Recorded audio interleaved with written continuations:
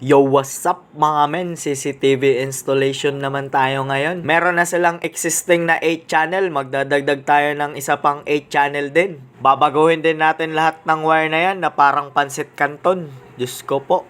Pagkakuha ko ng perang pambili ng materyales ay bumili na agad ako. Dito nga pala ako nakabili. Somewhere in Agdao, Davao City. Ayos din dito. Kompleto yung mga stocks nila.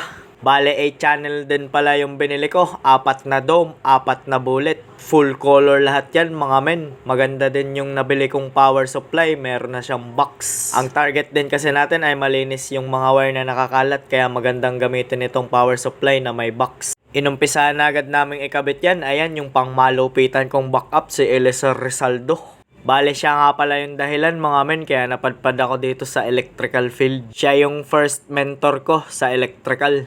At ito na nga yung finish result ng trabaho namin. Hindi ka na makakakita ng pansit canton.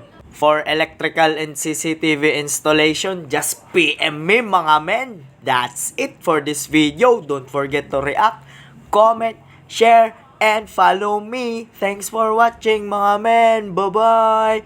Brr, brr. Peace out. Yo, what's up mga men?